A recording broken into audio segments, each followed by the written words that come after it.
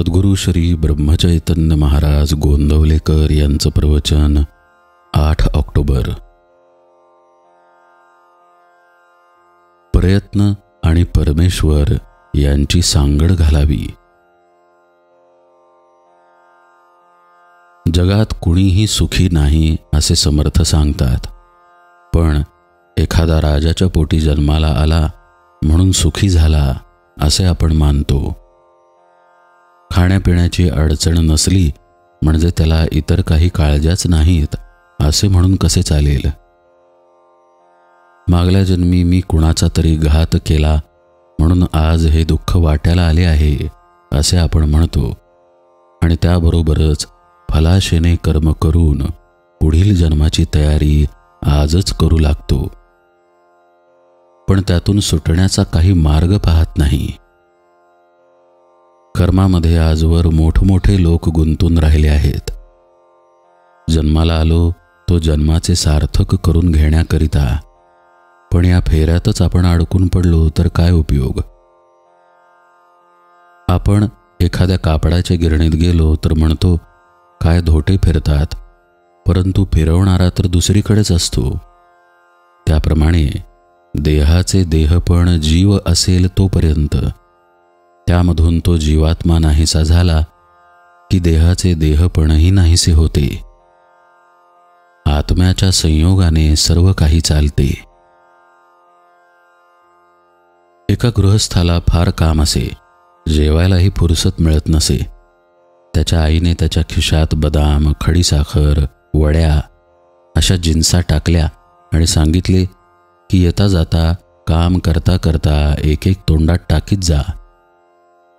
त्याप्रमाणे संतांनी आम्हाला नामरूपी खाऊ दिला आणि सांगितले की येता जाता काम करता करता हा तोंडात टाकीत जा, म्हणजे लोभाची भूक लागणारच नाही, फार सुख होईल. एका गृहस्थाचे त्याच्या भावाशी भांडण होते.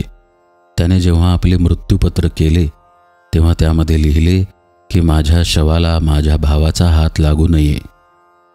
काय ही देहबुद्धीची पराकाष्ठा.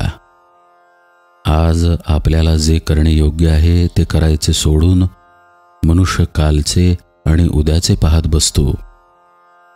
पुष्कळ लोकांना उद्या काय होणार आहे हे कळायला पाहिजे असते, पण आपला पुढचा काळ चांगला यावा म्हणून आपण आज चांगले वागणे जरूर आहे. तसे न करता मागच्याचा किंवा पुढच्याचा विचार करीत बसणे म्हणजे जे करू नये ते करणे, हे मायेचे लक्षण होय.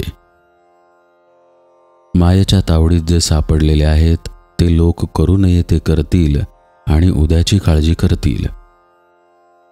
मनुष्याची एक स्थिती कधीच कायम राहत नाही. आजची वाईट स्थिती जाऊन चांगली स्थिती उद्या न परवा येणारच असते, पण आपला प्रयत्न आपण कधी सोडू नये. व्यवहारात नेहमी प्रयत्न आणि परमेश्वर यांची सांगड घालावी.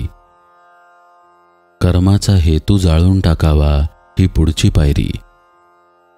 रामाच्या इच्छेने सर्व काही होते ही दृढ भावना ठेवून मरणाची भीती बाळगू नये आणि जगण्याची काळजी करू नये.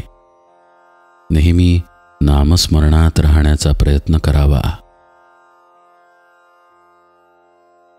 कर्तव्य असावे तत्पर, मुखी नाम निरंतर. जानकी जीवन स्मरण जय जय राम.